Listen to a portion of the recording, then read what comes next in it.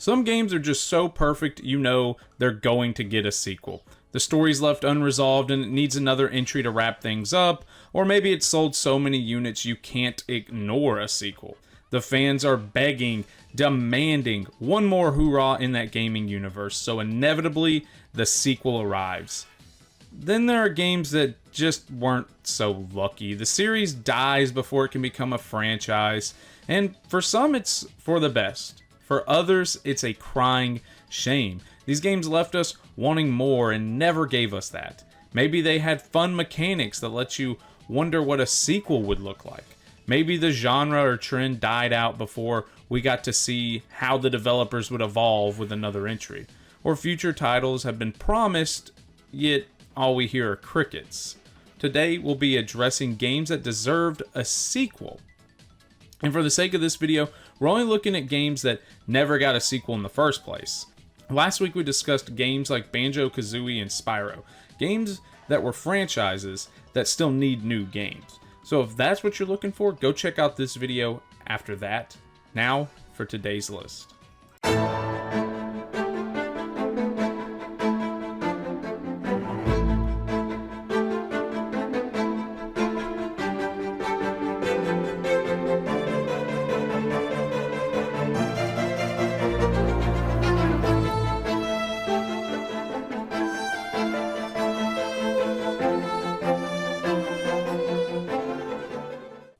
Hollow Knight is where our video begins. Hollow Knight was such a landmark release for indie and the retro game scene in general. It promised to perfect and evolve on the Metroidvania genre and did just that.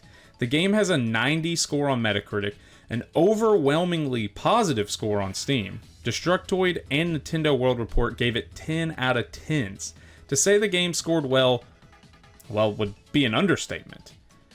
As a Metroidvania, the game masterfully blends exploration, puzzle solving, and combat while drawing from the legacy of games like Metroid and Castlevania. However, Hollow Knight takes the genre to new heights, offering players a vast, interconnected world that's deep in lore, atmospheric storytelling, and a satisfying sense of discovery. The hallmark of any Metroidvania is the design of the world itself. An expansive, interconnected map that encourages exploration and rewards players for revisiting previously explored areas once new abilities are obtained. This is something Hollow Knight excels at. The game's world, Hollow Nest, is a sprawling, beautifully crafted labyrinth filled with hidden passages, challenging enemies, and cryptic lore. The level design is incredibly thoughtful with shortcuts and secret areas that make traversal feel rewarding.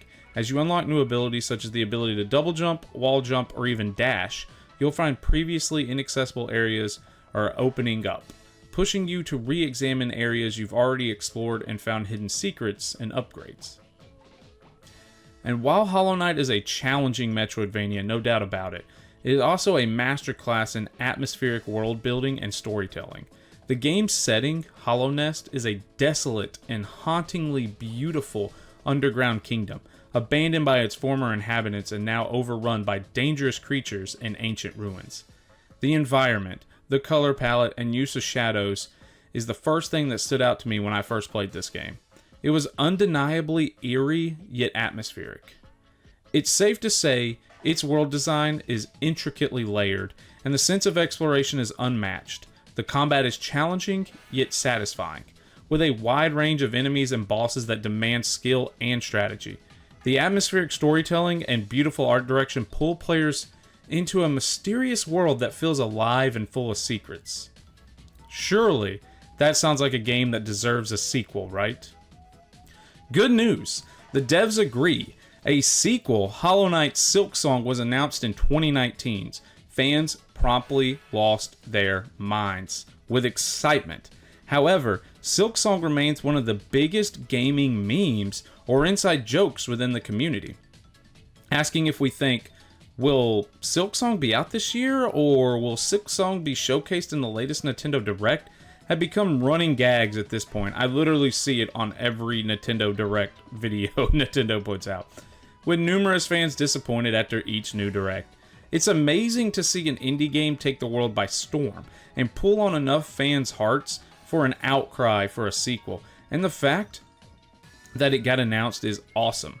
But until the release day, Silk Song will always feel like a fever dream shared by the inhabitants of Hollow Nest. How about we move to another indie hidden gem, A Hat in Time.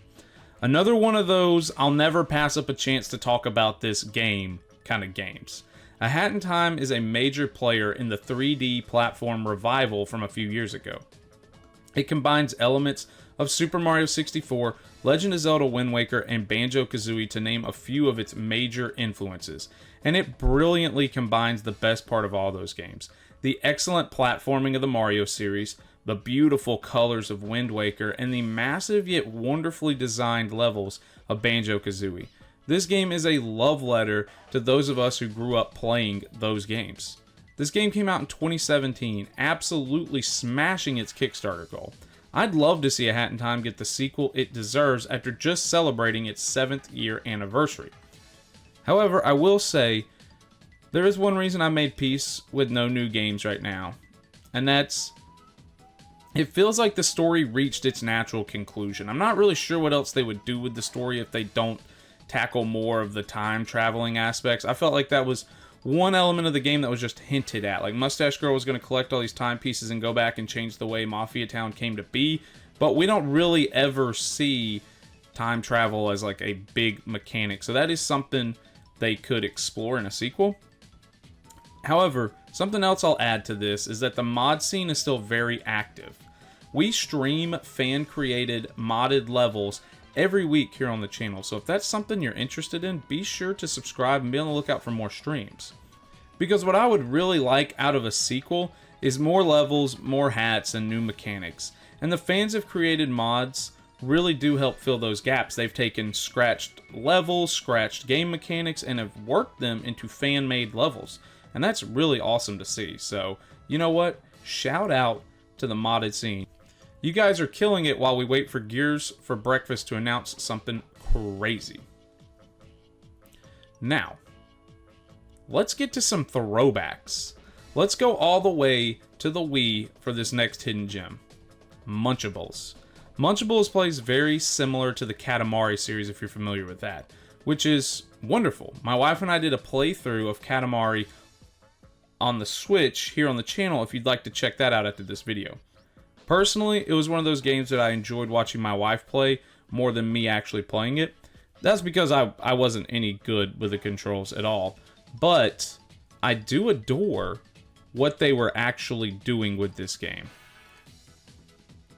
I enjoy the levels, the game concepts, the way that the world interweaves. Like, you start off smaller than an ant, and by the end of the level, you're able to consume the entire city. It's insane.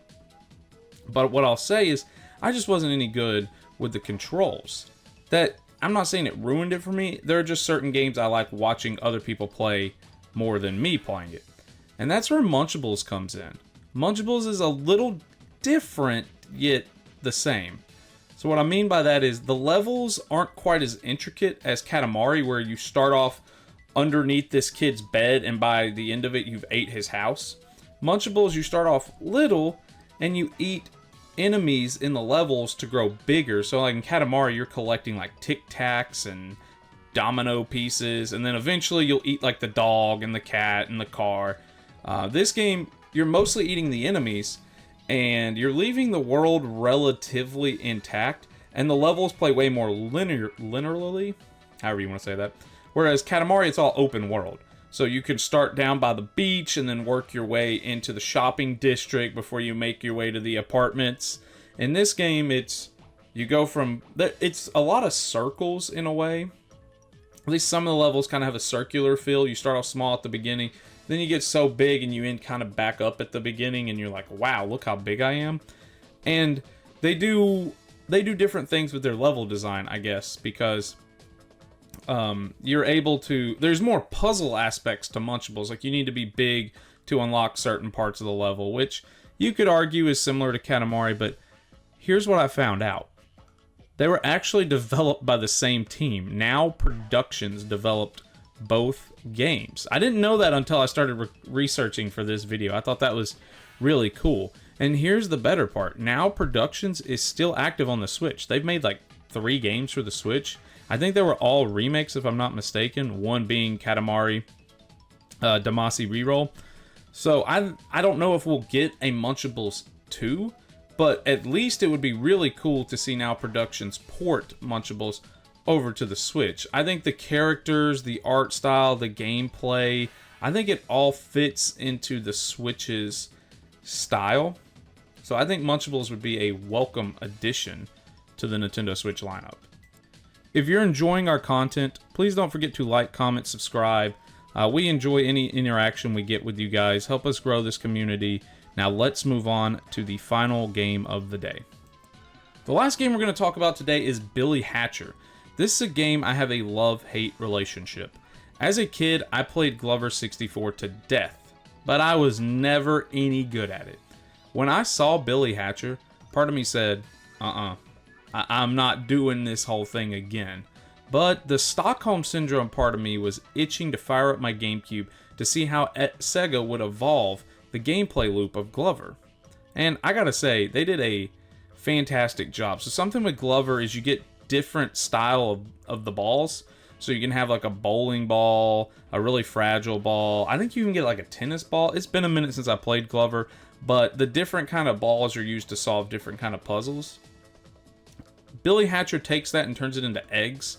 And the cool thing about the eggs is they are very intricate or integral to the puzzle solving and combat of this game.